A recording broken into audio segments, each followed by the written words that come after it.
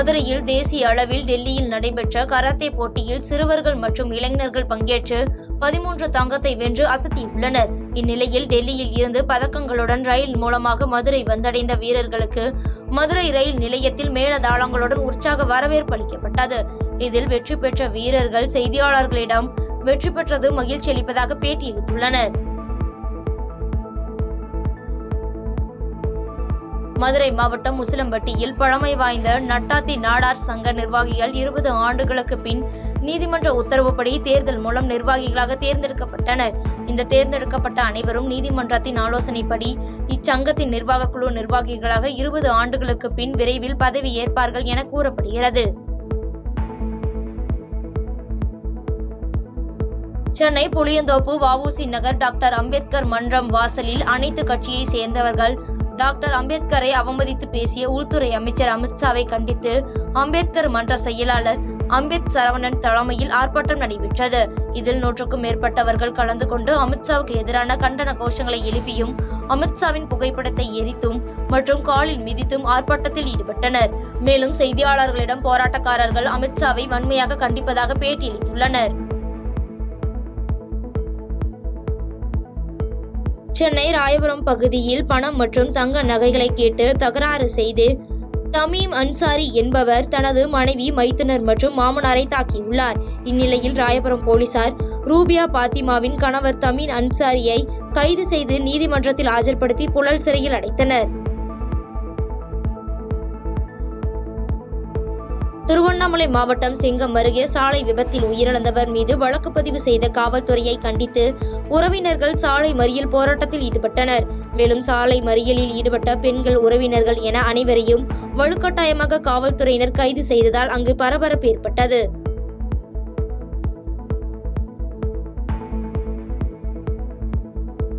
விருதுநகர் மாவட்டம் ராஜபாளையம் பகுதியில் பெய்த கனமழை காரணமாக சத்திரப்பட்டி சாலையில் உள்ள தனியார் வாகன காப்பகத்தின் சுவர் இடிந்து 10 கார்கள், 2 ஆட்டோக்கள் சேதமானது. இதனால் அப்பகுதியில் பரபரப்பு ஏற்பட்டது. நெல்லை நீதிமன்ற வளாகத்தில் இளைஞர் ஒருவர் வெட்டி கொலை செய்யப்பட்ட சம்பவத்தை அடுத்து தமிழ்நாட்டில் உள்ள அனைத்து நீதிமன்றங்களிலும் துப்பாக்கி ஏந்திய காவலர்கள் பாதுகாப்பு வழங்க டிஜிபி சங்கர் ஜிவால் உத்தரவு பிறப்பித்திருந்தார். அந்த வகையில் மயிலாடுதுறை ஒருங்கிணைந்த நீதிமன்றத்தில் பிஸ்டல் ஏந்திய காவல் உதவி ஆய்வாளர் ஜான்சிராணி தலைமையில் SLR ஏந்திய ஆயுதப்படை போலீசார் 2 பேர் பாதுகாப்பு பணியில் ஈடுபட்டுள்ளனர். திருவாரூர் மாவட்டம் நன்னிலம் அருகே கேந்திரிய வித்யாலயா பள்ளியில் கிறிஸ்துமஸ் விழா கொண்டாட்டம் சிறப்பாக நடைபெற்றது. மேலும் இதில் மாணவ மாணவிகளுக்கு பாராட்டு சான்றிதழ்களும் பரிசுகளும் வழங்கப்பட்ட நிலையில் இந்த நிகழ்வில் 500க்கும் மேற்பட்ட மாணவ மாணவிகள் மற்றும் ஆசிரியர்கள், பெற்றோர்கள் என கலந்து கொண்டனர். கடலூர் மாவட்டத்தைச் சேர்ந்த விஜய் மற்றும் அருணா தம்பதியரின் இளைய மகன் ரக்ஷன் என்ற சிறுவன் பயிற்சியாளர் இன்றி 2 கைகளை பின்புறம் கட்டிக்கொண்டு மூச்சு விடாமல் 25 மீட்டர் தூரத்தை 33 வினாடிகளில் கடந்து புதிய சாதனை படைத்துள்ளார். இந்த சிறுவனை பாராட்டும் விதமாக படூர் ஊராட்சி மன்ற தலைவர் தாரா சுதாகர் மற்றும் மாற்றத்தை நோக்கி அறக்கட்டளை நிறுவனர் KS சுதாகர் ஆகியோர் சிறப்பு விருந்தினர்களாக கலந்து கொண்டு சாதனை படைத்த சிறுவன் ரக்ஷனுக்கு மலர்களிடம் அணிவித்து வாழ்த்துக்களை கூறினர்.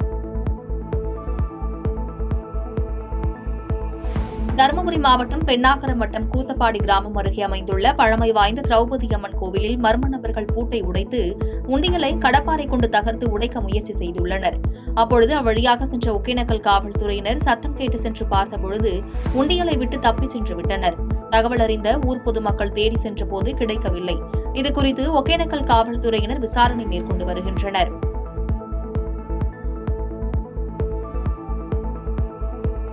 விழுப்புரம் நாகப்பட்டினம் 4 வழிச்சாலையில் கடலூர் சிதம்பரம் வழித்தடத்தில் உள்ள கொத்தட்டை சுங்கச்சாவடியில் தேசிய நெடுஞ்சாலை ஆணையம் நிர்ணயித்துள்ள சுங்கக் கட்டணம் தமிழகத்தின் மற்ற சுங்கச்சாவடிகளை விட அதிகமாக உள்ளதாக பேருந்து உரிமையாளர்கள் புகார் தெரிவித்துள்ளனர்.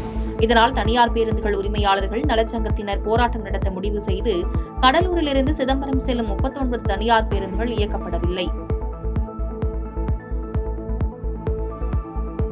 கன்னியாகுமரி மாவட்டம் அருமனையில் தமிழக முதல்வரை பொதுவெளியில் ஆபாசமாக பேசிய விசிக மாநில பொறுப்பாளரை வீடியோ எடுத்த திமுக பிரமுகரை அரை நிர்வாணமாக ஓட தாக்கும் பரபரப்பு சிசிடிவி காட்சிகள் வெளியாகி அதிர்ச்சியை ஏற்படுத்தியுள்ளது. இதில் படுகாயமடைந்த திமுக பிரமுகர் அரசு மருத்துவமனையில் சிகிச்சைக்காக அனுமதிக்கப்பட்டுள்ளார்.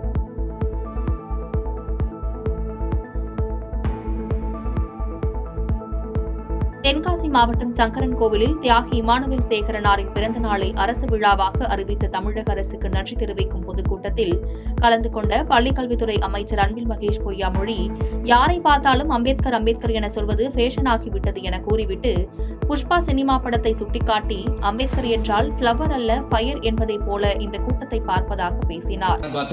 அம்பேத்கர் சொல்லி ஒரு ஃபேஷனா படிச்சுன்னு சொல்லிட்டு ஒரு நமட்டு சிரிப்பு சிரிக்கிறார். அந்த அமைச்சருக்கு நான் ஒன்று சொல்லிக்கிறேன். நான் அம்பேத்கர் பேர்னு சொன்னால் உனக்கு வந்து ஃபேஷனா?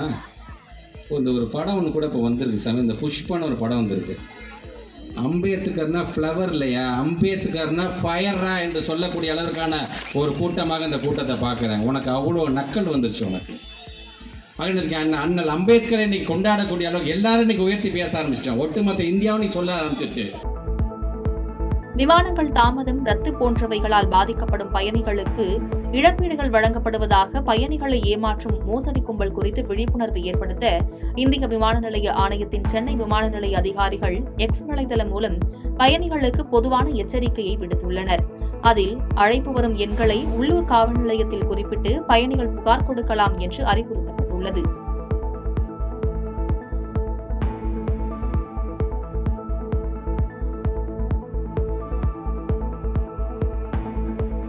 திருவள்ளூரில் துணை முதலமைச்சர் உதயநிதி ஸ்டாலின் பிறந்த நாளை முன்னிட்டு இலவச எரிவாயு சிலிண்டர் மற்றும் 1000 பெண்களுக்கு சேலை உட்பட பல்வேறு நலத்திட்டம் வழங்கும் விழா மற்றும் பொதுக்கூட்டம் நடைபெற்றது. இதில் சிறுபான்மையினர் நலன் மற்றும் வெளிநாடு வாழ் தமிழர் நலத்துறை அமைச்சர் சாமு நாசர் கலந்து கொண்டு நலத்திட்ட உதவிகளை வழங்கினார்.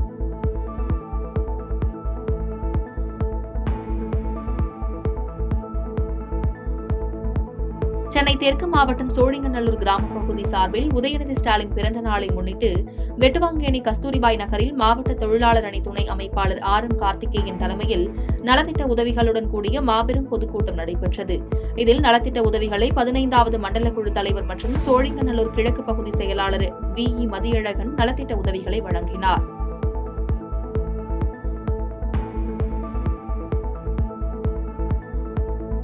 சென்னை பரங்கிமலை காவல் நிலையத்தில் போலீசாருடன் சேர்ந்து கிறிஸ்துமஸ் கொண்டாடிய மாணவர்கள் கிறிஸ்துமஸ் தாத்தா வேடமணிந்து நடனமாடி அசத்தினர். இதனைத் தொடர்ந்து பரங்கிமலை காவல் நிலைய ஆய்வாளர் பாலன் அவர்களுக்கு பரிசு பொருட்களை வழங்கினார்.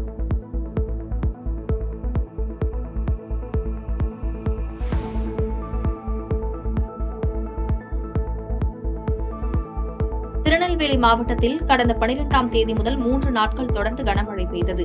இதனால் அம்பாசமுத்திரம் அருகே உள்ள 118 அடி முழு கொள்ளளவு கொண்ட மணிமுத்தாறு அணை நீர்மட்டம் தொடர் மழை காரணமாக கடந்த வாரம் 100 அடியை எட்டியது. இதனை சட்டப்பேரவைத் தலைவர் அப்பாவு, நகராட்சி நிர்வாகத்துறை அமைச்சர் KN நேரு, நெல்லை நாடாளுமன்ற உறுப்பினர் ராபர்ட் ரோஸ் ஆகியோர் மலர் தூவி திறந்து வைத்தனர்.